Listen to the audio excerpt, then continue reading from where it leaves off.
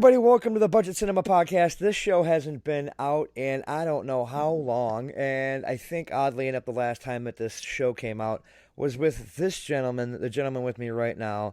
He is a filmmaker extraordinaire, Mr. Mike Determan. Well, I don't know if I'm a filmmaker extraordinaire, but I get lucky from time to time. We'll just put it that way. Well, before we get going, tell everybody about the documentary. The documentary, documentary that I've been working on for the last 2 years is called Behind the Bucket.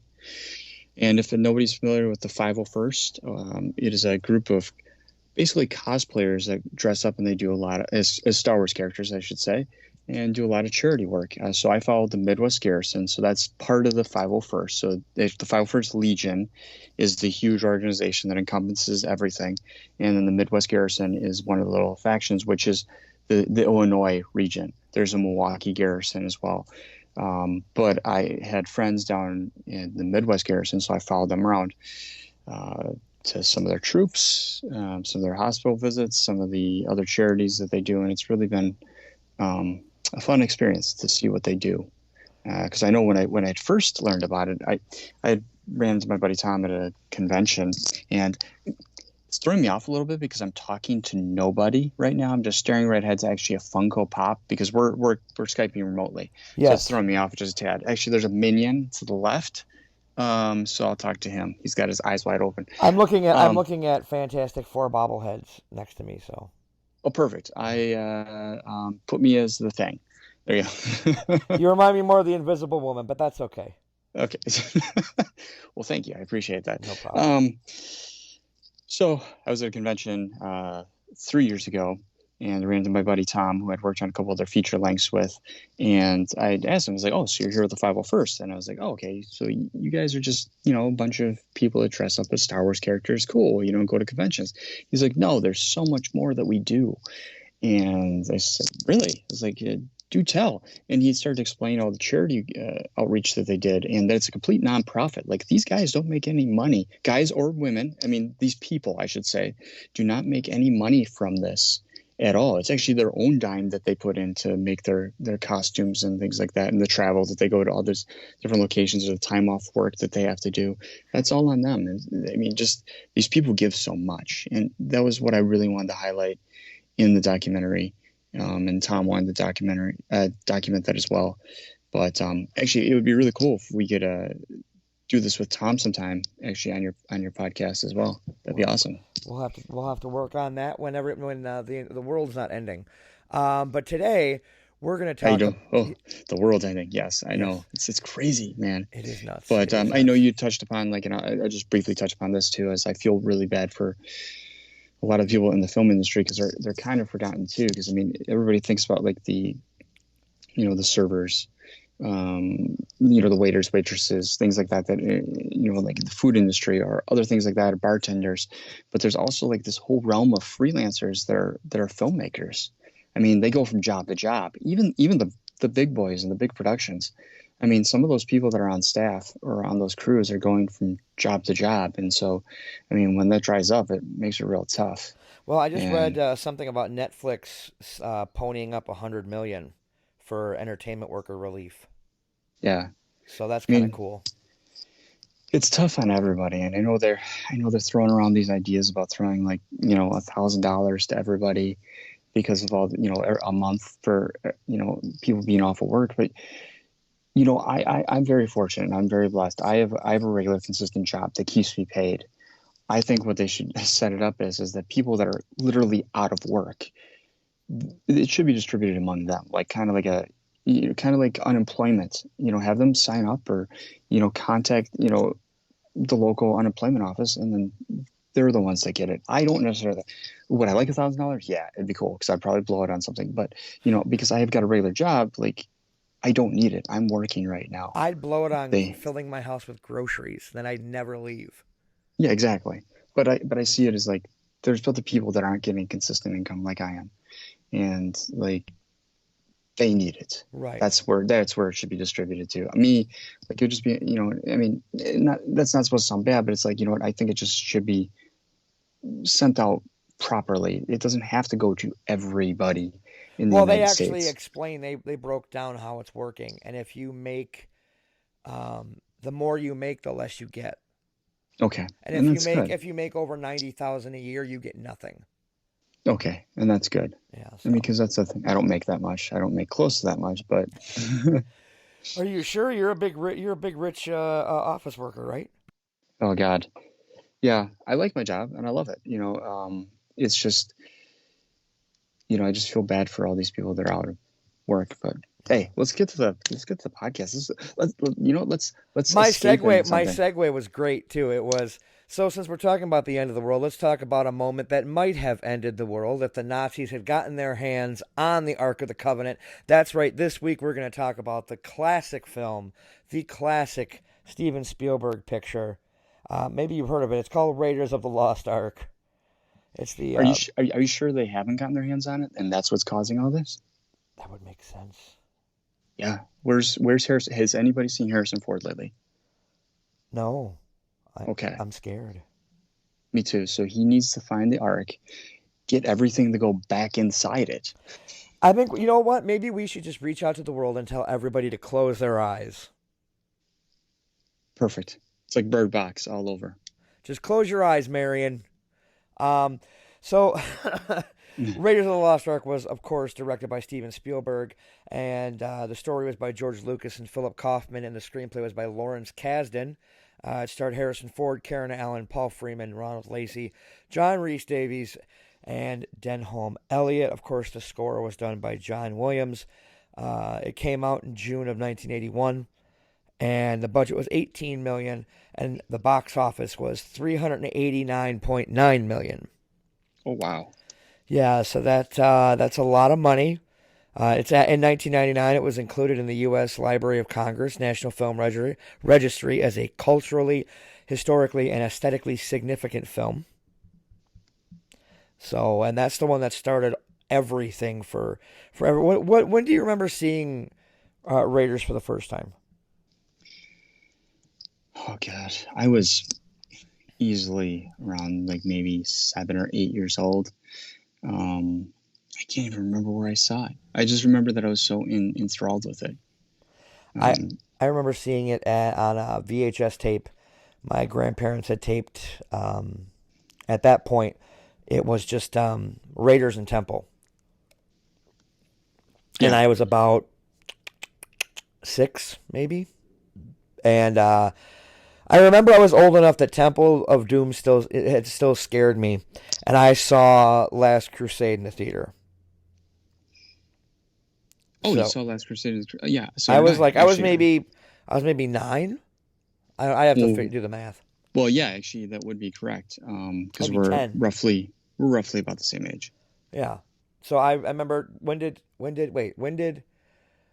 I know it was before my little brother was born, and I was old enough to remember what was going on because I was with my dad and his girlfriend or friend at the time, and we were watching Godzilla, but it was the American version on her TV, so Raymond Burr was in it. Well, Last Crusade came out in '89. Okay, then I was 10. Yeah. So there So you go. Boom. yeah, and I remember seeing that in the theater too. I actually saw Temple of Doom before I saw Raiders. I only saw Temple of Doom once, but I would keep watching Raiders. Because there was some, and to this day, Temple of Doom is my least favorite of the trilogy. And it's actually, from what I understand, Steven Spielberg's least favorite as well. Well, Um, wasn't that the first PG-13 movie? you, you might have stumped me on this one. I think it was. We're gonna look this up real quick. Yeah, because I'm pretty sure it was. First, I know it was one of his movies, PG-13 movies, and I think you're almost 100% right. First PG-13 movie rating, go internet. It says Red Dawn. Fuck that. It was not Red Dawn. It was Fuck you, not Red Red Dawn. Dawn. Fuck you, Red Dawn. Was it really? It's Well, hold on. This is what I'm reading right here. Hold on. Let me see. The first movie response. to be released with a PG-13 rating. It changed it within the film came out, and then within 2 months they created the PG-13. Okay, so it sparked it. So the actual first movie that ever came out was Red Dawn on August 10th, 1984. Yes, because this one came out May 8th. So Yeah. yeah, so yeah, perfect, Wow, I fantastic. learned something new. Perfect. Yeah, I honestly thought it was well. Okay, so basically, the first movie to come out PG-13 was Red Dawn, but the film that inspired the PG-13 rating was Temple of Doom. Yeah, I can see that. It was a fun movie for me. It was enjoyable. It's not one of my favorites, but from what I understand, it's supposed to be a prequel to Raiders. Is it? Correct? Let me look. See, we got a lot of these like really. Yeah, interesting. Yeah. Okay, let's see here. Okay, so it takes place in 1935. Let's go back and see when Raiders took place. Yeah, it is. It is a prequel. Boom. Yeah. Some facts, something stuck to the gray matter in my head. That's always a good thing. That's true. That's true. Yeah, not much does. I'll be honest with you. The gray matter just holds up my skull. As you're watching Raiders, what is the first, what really stuck to you from the movie? Like, what kind of really kind of like as you're watching it, kind of stuck in the gray matter? Just the fun of it, just the adventure, just the getting away, and just like I don't know. I love how it feels like it is very much in that time. It doesn't feel modern at all. I really do feel like it. It is taking place in 1930. In 1936. Thank you. I was almost there. I almost said it. 1936, and I don't know. It just for me, it's that whole sense of wonderment. It's at the same time I was being introduced to the Star Wars movies. So it was. I mean, I think we had a really cool childhood with the movies that came out. We were very lucky Yeah, because a lot of the kids today, it's like, ooh, I get to see Fast 9. Yay. yeah. Which again, like I'm not saying anything about Fast 9 or 8 or like 800, but they're not bad movies. They're not horrible, but they are what they are. Yeah. They're action movies. They're supposed to be outlandish. They're supposed to be, fun, and they are. The most recent ones I don't hate. Well, But my they whole are what my they whole are. thing is I miss watching an action picture like an Indiana Jones and not having it any kind of like subtext to it. Okay, I mean the only political subtext in the Indiana Jones films is "fuck the Nazis," Well, which yeah, and I I think think is that's something. generally agreed upon. I think everybody can rally around that. Right, right. Yeah, I think so. Yeah. So it's kind of like watching that and you're like, "Okay, all right, I can get behind that." But there's nothing else political about it. You can totally escape. Yes, and I miss movies like that because that's what in film, and to quote my good friend George C. Romero, films used to be dangerous. Temple of Doom was pushed a lot of boundaries. Yeah, Ripping a goddamn heart out of a chest yeah, for a major that's motion true. picture. Do you think that the new movies are playing a little too safe at times? I think they're playing it way too safe. Trying not to offend a lot of people, just trying to. Well, yeah, it's like now if you say short round, people like you and me are gonna immediately think, "No time for love, Dr. Jones." Yeah, Dr. Jones, look out! Yeah, but if you say it to somebody else, they're gonna be like, "Oh, you mean the cookies from the Girl Scouts?" Which are good as well. Don't get me wrong. I'm more of a peanut butter guy or a Thin Okay, Mint. okay. Oh, Thin Mints are good. Peanut butter Yeah, patties are great too. yeah. But it's like I'm just sitting. I feel spoiled almost because we grew up with films like Indiana Jones and the Raiders of the Lost Ark and Ghostbusters. Oh my gosh, so many franchises were launched when we were little.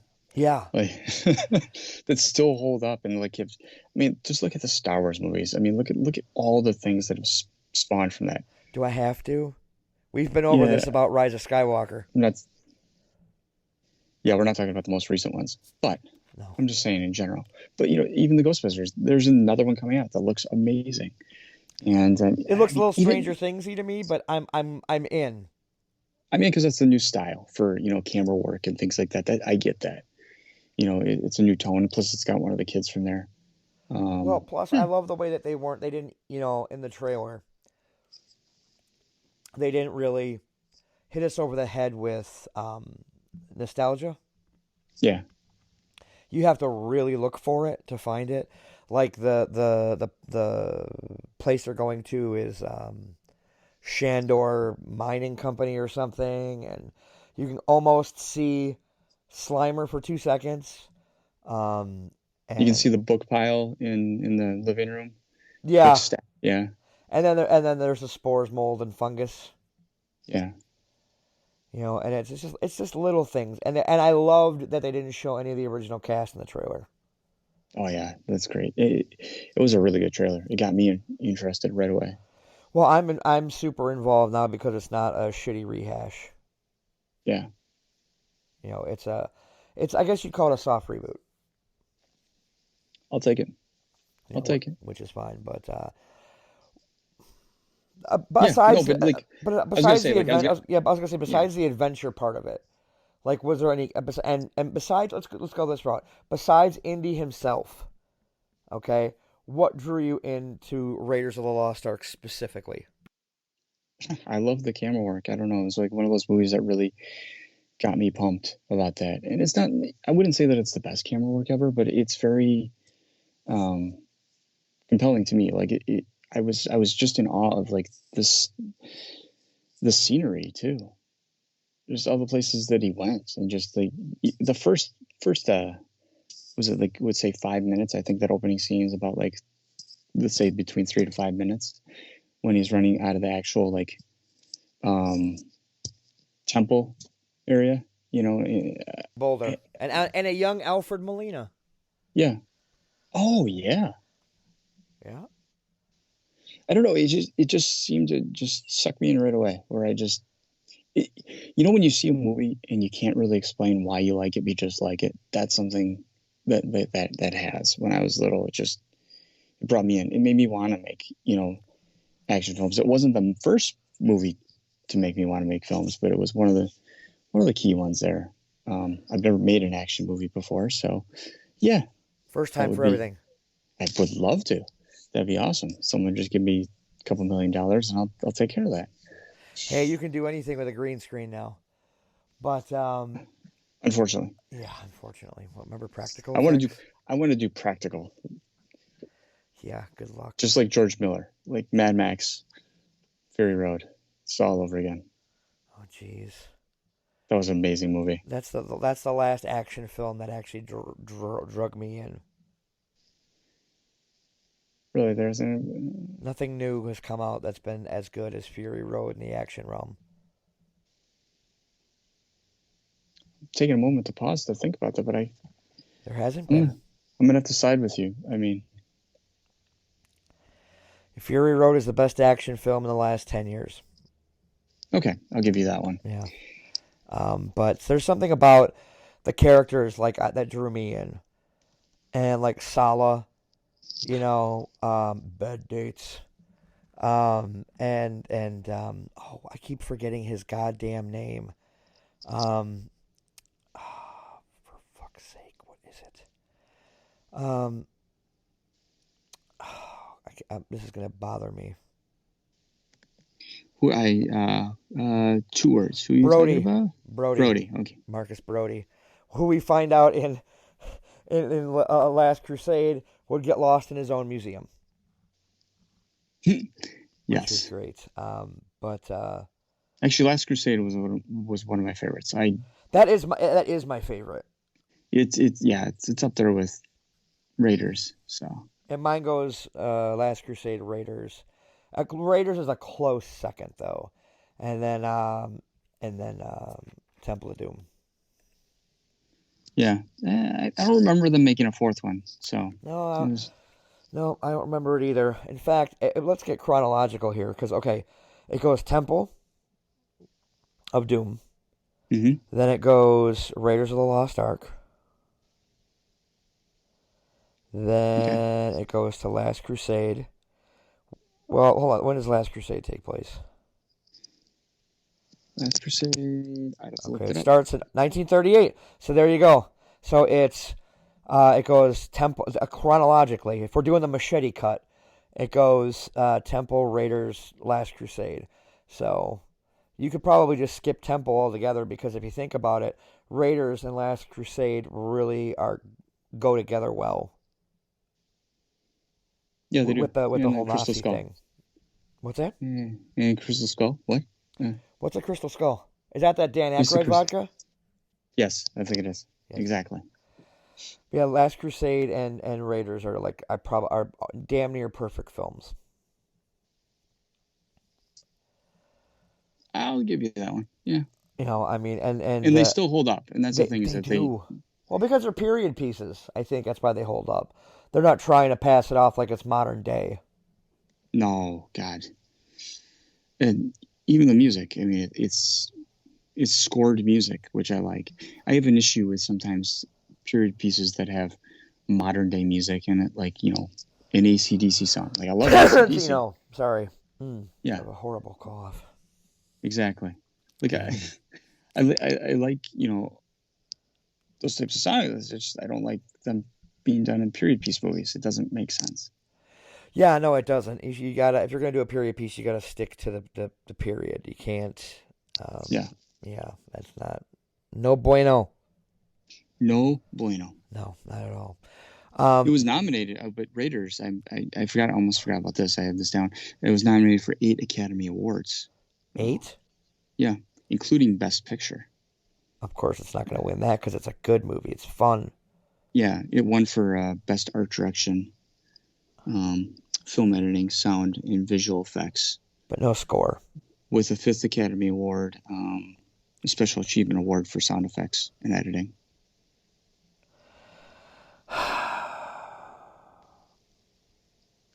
Yeah.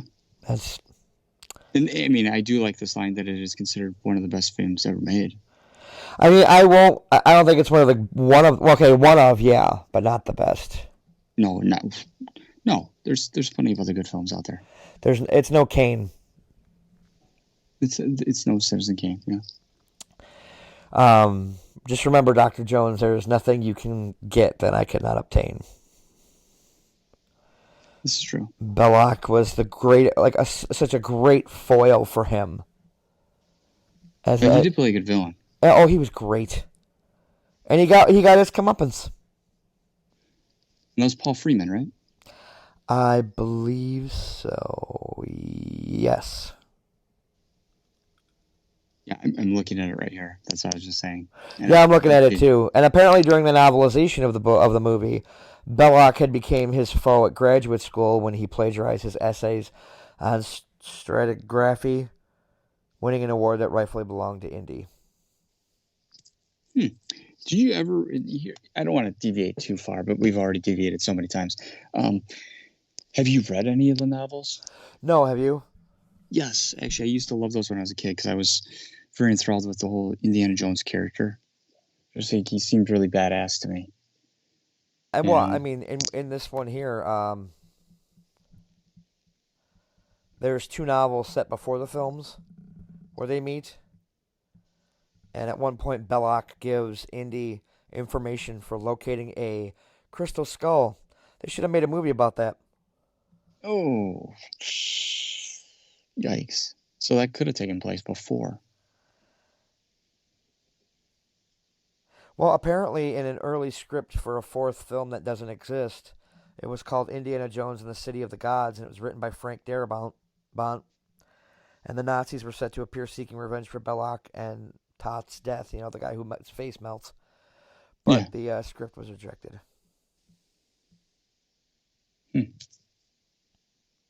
Yeah, is what it is. Yeah, I guess so. We'll never see that. I mean, maybe. They could always reboot it. Well, I mean, they could, but and apparently Danny DeVito was the original choice to play Sala. I could have seen that actually. I couldn't. Fuck that. I could have seen that totally. I would I have like totally. T. I would have. I totally would have hated Sala at that point. Then I would have been like, oh god, it's the guy from Taxi. Well, would you have known any different? There's something about John Rhys Davies, like his acting Oh, I agree. ability I adds agree. to it. I think. Yeah, I agree.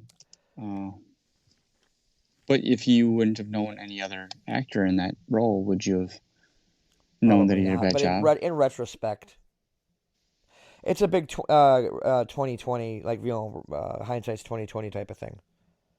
Well, just wait for the Mandela effect. I guarantee you that will be one of It's the gonna next. start. People are gonna deep fake Danny DeVito into Raiders of the Lost Ark. Yeah, Oh, that'll be great. it's awesome. What's great is these movies are on Netflix, Yeah, and that's just like I. It's like, what do I want to watch tonight? What do I want to do? Should I catch up on all my comics? Should I organize my comics? Should I get all the writing projects I want to get done? Or should I just watch Raiders of the Lost Ark on Netflix Raiders wins, doesn't it? every fucking time? I was going to say, I hope so. I Well, hope and so, that's the sir. thing is, it's a film that has a major rewatchability. Some movies you watch them once and you're like, okay, yeah, that's enough. But the Indiana Jones trilogy is definitely something that you can sit and rewatch over and over again, like the Police Academy movies. Oh, those are great. They're so fucking. Even when they go to Moscow and it gets just fucking ridiculous, it's still great. Steve Guttenberg's still alive. They need to make another one. They are. Are you serious? Hold on, they're trying to get an eighth one made, and Steve That is. Guttenberg would be coming back, Oh, that's awesome. and so would Michael Winslow, who, mind you, is the only person to appear in all 7 Police Academy films. What about Tackleberry? Nope. Hmm. Nope. Tackleberry was. Which one wasn't he in? I don't remember. Wait, let me see. Tackleberry might have been. Hold on. I love what this is turning into. No, I was about to say, I apologize, everybody, that we're kind of taking it on this little. We were going to start talking about Raiders, but But you know what? This is what makes it fun. yeah, it just kind of takes a mind of its own. And I think we're just both kind of tired. We're exhausted. I It's can been tell it a, in our voices. yeah, it's been a long. He was actually in an episode of MASH. Winslow? No, Tackleberry. Oh, really?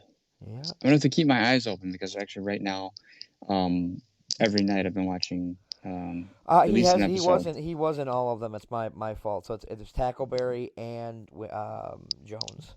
He was Okay. in. It was the season 10, episode 14 episode. Okay. Remember when the guy just wanted sanctuary in the mess tent? Yes, actually I do. And do you remember the lieutenant who came hunting him down? Yes. It was Tackleberry. Yep. It's all coming together. I recommend to anybody, and I know you would too, watch MASH. It's a great show. It's on Oh Hulu. God, yes. It is so good. It is ridiculously good. Yeah, it's definitely worth watching. I remember Citizens on Patrol. All right. David Spade. Yeah. And Bobcat Goldthwait. Yeah, he debuted in number 2. He was in 2, 3, Yeah. and 4. Yep. And for the longest time, I always thought that he talked like that. I was like, oh, that's how this guy normally talks. He's got He's got some sort of problem. Yeah, that's what I thought. I didn't think anything of it. I was like, oh no, that's I'm glad that they're giving an actor like him, a chance. It was the 80s. No, they weren't. No, and when I grew up, and I was like, how naive was I? That was the 80s. They didn't care. Yeah, they didn't give a shit. I haven't seen Mission to Moscow. It is on Netflix, and it is so bad, but it's so good at the same time. Okay. Well, Christopher Lee is in it. Oh wow. Okay, so wait, there's one other person that's been in all of them, right? The chief. Oh, Lassard. Lassard, yeah. Yeah, he was in all of them too. And 2 of those 3 are dead now. Yeah, poor Lost Ark. Who else? Tackleberry. Really? Yeah. I didn't know that. Yeah. But we could do a whole episode. We could do a series of episodes on the Police Academy I would want to franchise. rewatch them first because I liked them, but there's a little couple gaps in between as far as like um I do like City Under Siege. That one was a lot of fun. But then you have the one guy show up, and he's kind of like the Steve Guttenberg surrogate, Yeah, and he's only in 5 and 6. He's not in Mission to Moscow. no, can't replace Steve. No, you cannot. No, you cannot. 3 Men and a Baby, Cocoon. Um, okay, what was it? I know there's one more. Boys of Brazil. Thank you. Yes. The Boy from School. Yeah. What else? Diner. Yes. And he seems like the nicest guy on the planet too. Oh, I'm gonna tell you. Yes. Yes, he is. Did you meet him at a con when you were filming? I met him at a con when I was filming. Actually, 2019. He's so cool. It was after the con had closed, the con floor had closed, and I was walking around. That's when I ran into Billy Zane, and then I went around. Wow, it sounds like I'm name dropping, but I'm not. Well, it's not like meeting them did anything for you. Yeah, exactly. But then I ran into Steve Guttenberg, and he was the nicest guy. Like, just had this nice warm aura to him. But the handler that he was with was just horrible. And when the handler was really rude to me, he just looked at me. He's like, "I'm sorry, dude." Like, and I was like, "Oh, I just wanted to talk to you for a second." And the handler was like, "Excuse me, or do you have something that you need to say to him? You can say it to me." And I was like, and Steve was very nice. He was like, "I'm sorry." So I could just tell, like, by his look and things like that, he's like the nicest guy because he didn't know what to say. But those sometimes the wranglers for specific cons can be a little abrupt. Oh yeah, definitely. Like I remember, I met Ronnie Cox at Days of the Dead. You know, Dick Jones from RoboCop. Mm-hmm. And I walked up to him and I got him to sign something. And I said, he's like, "Well, who do I make it out to?" And I'm like, "Oh, Tehran." And he looked at me and he goes, "I think I know how to spell that." And it was fun. It was a genuine interaction with him. And I got a picture with him. He's a super cool guy. Steve Dash, who played Jason in Part 2. Yeah. Rest in peace, sir. He was from New York, so he kind of had that attitude, but he seemed like a nice enough guy. Who else did I meet that was really cool? Kane Hodder was cool. The Rock and Roll Express, if you're a wrestling fan. I met the Rock and Roll Express, and Ricky Morton, the blonde one, would not stop talking, and I loved it. It was great. And I got a picture with him, and they were just super cool. Yeah, I mean, I'm trying to think of the only time I had a bad experience with a celebrity. I'm trying to think of that too. I've been really lucky that I've had great experiences with, like, most of the people. I remember I had one, and I'm not afraid to tell people who it is. It was Warrington Gillette, who played Jason in Part 2 for one scene. Oh.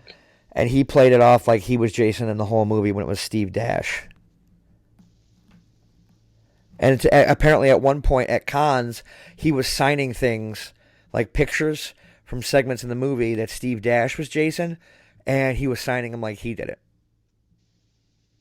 Oh, man. And Steve went up to him and called him out on his bullshit. Wow. Well, those New Yorkers don't give a fuck. Yeah. He was a New York cop before he became a stuntman. So Jesus Christ. I mean, he had there's a picture, I'll send it to you later, of him holding a machete to my neck. And it was a real machete that he had just signed for me. Oh, wow. And it was like, I might still have a mark. But I'm not going to tell him no. Yeah. The look on my face where I'm terrified is real. Okay. It's definitely real. They're like, so this is how it goes down at a con. Well, at least I'm in my happy place. Right, exactly. At least I'm dead around the horn. And then the thing that really sucked is that a mutual friend of ours and I went to the con, and we both wanted to meet Ray Wise, but he was delayed, and we had to leave, and it really sucked because I had him on my show before, and I'm a big fan of Reaper and RoboCop, and that really sucked. But it was he I guess he stayed super late and signed for anybody who was in line. Oh man. You know, because a lot of these celebrities, they realize that the fans are their lifeblood. Well, yeah, and if you're, I don't know, I've been really impressed with a lot of them that I've met. They're so just down to earth. Yeah, Lloyd Kaufman was great. We both met him at the same time. Dude, Lloyd's awesome. Remember the video where he like directed me. Yes, it I was great. I still have that video, and you're in the background with a mutual friend of ours. Yeah, Jeremy, I believe, right? No. Oh, got it. Yeah. But it was definitely a good time. I ran into Lloyd again this year at C2E2. And he was still cool, wasn't he? Such a nice guy, man. So full of energy too. I'm very shocked at that. I remember when I met Terry Moore, because I've had him on my show a couple times. We were able to just shoot the shit at the con. It wasn't one of those like, oh my God, you're Terry Moore. Yeah, we just talked like people. And I did the same thing with Matt Kent, who was doing Exo Manowar at the time. And that was super cool. And a lot of these comic creators are just great. They're just fantastic. They're a lot of fun. Well, they're fans too. Yeah, and the thing that sucks is I really want to go. Well, at the current climate, it's not going to be possible. But at some point, I want to go to C2E2 when Tom King and Mitch Gerards are there. I know they were there this year, and I was pissed I couldn't go because they are like my favorite comic team right now. They're like Mitch and Tom are kind of like my Kirby and Lee would have been. Oh, nice. Yeah, so. But we have gone off on a huge tangent. Let's get down to brass tacks. Mike Determan. Yeah. Would you recommend Raiders of the Lost Ark to the people listening? I would, 100%. Would you suggest they turn this off and go watch it right now? Oh, I would have turned this off a long time ago. Yeah, I would have saw the title and been like, I'm not even going to bother listening. I'm just going to watch Raiders. I would have seen, like, guest Mike Determan. I would have been like, oh, man. Maybe I'll go scrub the floors or something. That sounds like I think I'm going to go sanitize my nostrils. Yeah, there you go. Something like that. And that's no, but I 100% recommend this. If you've never seen it, it's at least worth watching once. I'm a big believer in that in general, that you can't hate something unless you watch it. Yeah, or you can't. I've definitely subscribed to that very recently. Yeah, I've had a lot of people that have told me, well, I don't like that. Well, have you seen it? No, I know it has this actor in it. Like, well, okay, yeah. You may not like this actor, but I mean, I try not to watch anything with Jared Leto intentionally. Yeah, but there's some good stuff with him. But I also but he gets his ass whooped in that. So, but he's still in it. Yeah, but he still gets his ass whooped. The point I'm trying to make is like, okay, Blade Runner 2049. I haven't seen it. But I don't make comments on it and I didn't see it not because he's in it, but I didn't see it because, and this is going to get a lot of people pissed at me, I didn't really care for the first Blade Runner. There's nothing wrong with that. It didn't. It kind of. I fall asleep every time I try watching it. There's nothing wrong with that. The only thing I would say, just like Suspiria. Yeah, I would say for me, like visually, like I like movies sometimes just because of the actual camera work itself or how it looks. So you must love 2049. It's beautiful. The man shot it. That's why. Yeah. So I mean, I'm a Deakins fan, so you know that. Mm-hmm. He's a person that I'd love to just pick his brain for. I mean, for just like so much information. Love to work with him. That'd be amazing. Yeah. I'm off topic there, but yeah, 2049 I really liked. It looked great. Well, there you go.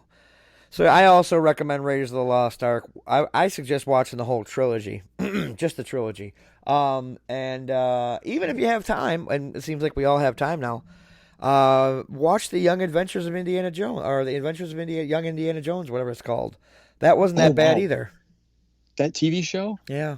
that was great. I loved it, man. I with what's his name from Boondock Saints, Sean Patrick Flannery, Yes. a young Sean Patrick Flannery. And a lot of people forget that. People only say, "Oh, what I did, Boondock Saints, that guy." I actually saw him at a con and he was acting like a douchebag. Really? I mean, I don't know because he was just not like into the point where he was mean to people, but where he was just being loud and abrasive. Oh, okay. That kind of a douchebag, like a college frat guy. I ran into Norman Reedus once He at a seems like a con. nice guy. Such a cool guy. Actually, it was funny because God, which con was it? It was in Chicago. Okay, I was at Wizard World. I went over by the cafe because I was hungry and I smelled chocolate chip cookies. I know this is a weird story, and I wanted a chocolate chip cookie. Yeah, because I'm 10. I'm not 10 at the time. This is maybe like 7 years ago. So I go over and Did I you have a grab a PB cookie. and J with milk? Yeah, I had to, because I love those things. Yes. Don't judge me. I, I like hot I'm the dogs too. same way. Yeah. So I was like, cookies sounds really good. So I went over, grabbed the cookie. I was with a friend at the time. So I went over to like one of the tables. It was near a service door. And I was eating this cookie with this huge chunks. It wasn't just like chocolate chips. It was like those chocolate chunk cookies. Yes. So when you bite into it, you've got chocolate on the side of your mouth. So No. you literally do look like you're a child after you're done eating it. And it gets even better. So I realized in my excitement to get this cookie that came in a little like one of those little cellophane type containers or Right. holders. I don't have a napkin. Oh no. So I've got chocolate on my hands and I know I have chocolate on my face. And I turn over to the left because I see on the other side of the service door there's a table, which is horrible placement, with napkins, things like that, other like condiments, things for people's burgers or whatever it is. So I turn and I literally run right into Norman Reedus with chocolate on my face and my hands. And I had a Boondock Saints shirt on too. I kid Oh you not. boy. It was even better. And he had his sunglasses on and he looked at me and he smiled. I was like, hey, how's it going? He's like, it's going good, man. He's like, I got to get going though. I got to be somewhere to speak. And I was like, all right, cool. Have a good day. He's like, you too. And he just like somebody that didn't have to take the time. He could have said like, I'll burn a hurry. He literally just took the time for like 30 seconds to say, hey, how are you? You have a good day. I would talk, but I got to get going. That means a lot to people. I mean, I don't know if people, like stars or things like that understand that sometimes. Even that small little interaction, he could have just breezed right past me because he was with security. Right. Well, at 7 years ago, Walking Dead was at its peak. Yeah. And that's what I'm saying. Like he was a hot commodity at the time, but for him to still take the time to just say, hey, and I look like I know I had chocolate on my face. I guarantee it. Oh boy. Well, my weird encounter was remember the Bulgarian artist painter Alex Maleev? Yeah. He did Daredevil with Bendis. Yeah. I met him at Wizard World. And I'm walking through and he's just standing there talking to somebody and he's eating this big huge pizza. And I don't know cuz I weighed way more at the time. I think I was at least 70 pounds heavier than I am. And I'm walking by and he looks at me and I'm looking at his art and stuff and he goes, hey, you want a piece of pizza? I'm like, I don't know if he's fucking with me because I'm a fatty and he thinks I'm going to have a heart attack if I don't eat soon. Or if he's just being cool. And I'm like, oh, no, I'm good, man, thanks. And he said, hey, big fan of your work on Daredevil. I was like, oh, thanks. And that was the extent of it because I don't know if he was saying that to get me away from him or if he was actually asking me if I wanted a piece of pizza. So, Alex, I don't know if you remember this. I mean, that was a long time ago, at least 70 pounds ago. And you hear this. I'll gladly take that piece of pizza now. Yeah. A couple slices. Just least. I want a couple, not to make up for all that bullshit. But Yeah. so where when is blah, blah, blah, blah. When is Behind the Bucket coming out?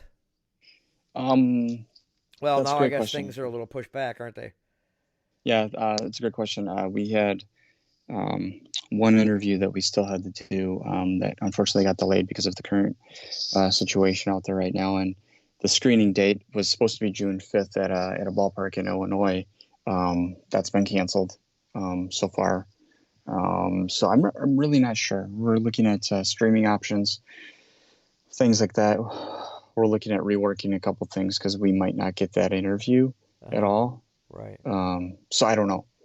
It's a good question, but it Skype, will be Skype video is always an option. okay. Yeah, I was going to ask you. This is something we could probably take offline.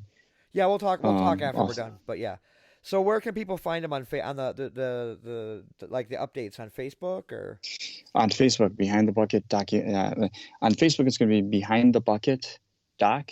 On Instagram, it's Behind the Bucket Doc as well. On Twitter, it's Behind Bucket. Let's see, it's behindthebucket.com. There will be information up there as well. Yeah, all the different platforms there. Awesome. Well, I want to thank you for being on, and I don't know what we're going to talk about next week, but it'll be something fun. Thanks everybody for listening.